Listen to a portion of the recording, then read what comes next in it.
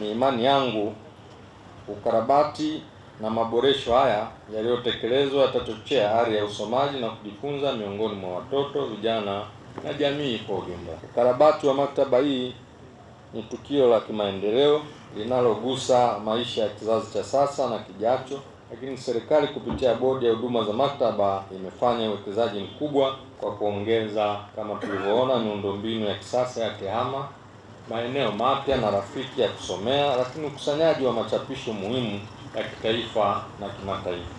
Tulipoingia pale ndani tuliona eneo hilo likiwa na magazeti mengi. Lakini la pili, kwa kufanya ukarabati huu, serikali imeonyesha kwa vitendo kwamba maktaba ni nyenzo muhimu ya kupunguza pengo la maarifa, lakini kuongeza usawa wa fursa na kujenga uchumi wa kisasa wa viwanda, ubunifu na tehama. Issues zinazokuwa addressed kwenye contemporary issue mojawapo ni climate change, lakini public health challenges, science and technology, economic inequalities, lakini vile vile kuna issue za public health, lakini kuna issue pia zinazohusiana na environment. Kwa hiyo kupitia maktaba hii tunaweza access mambo mengi ambayo yatatufanya na sisi tuwe katika dunia ya sasa. Tumeisikia kauli mbiu ya maktaba hii kwamba maktaba yetu, jamii yetu. Hii inatukumbusha kuwa maktaba si jengo tu, bali ni nyumbani kwa maarifa, mahali pa kuamsha fikra, kuibua ubunifu, lakini kufanya utafiti na kuongeza maarifa yanayohitajika katika dunia ya leo. Kwa mantiki hiyo, ni wajibu wetu sote, serikali, jamii, wazazi, walimu, wanafunzi na wadau, kuitunza na kuitumia kikamilifu.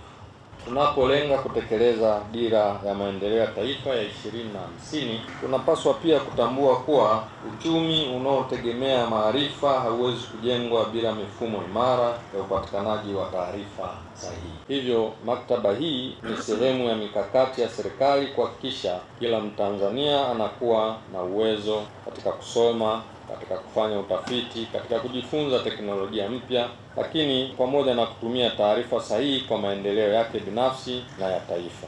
Ndugu washiriki, nitumie pia nafasi hii kuwasihi wanafunzi, walimu na wadau wetu tutumie maktaba hii kama daraja la kufikia mafanikio, lakini vijana, tumieni fursa hii kukuza ubunifu, tafiti na mawazo mapya. Lakini vile vile wazazi, tuwahimize watoto wetu kupenda kusoma vitabu na kutumia muda wao katika shughuli za maarifa zaidi kuliko shughuli za uvunjifu wa amani. Lakini kwa walimu, tutumie maktaba hii kama nyenzo ya kuongeza ubora wa ufundishaji na ujifunzaji. Sisi kama serikali tutaendelea kushirikiana na wadau wote ili maktaba hii iwe kitovu hai cha elimu, ubunifu na maarifa katika mkoa wetu wa Ruvuma.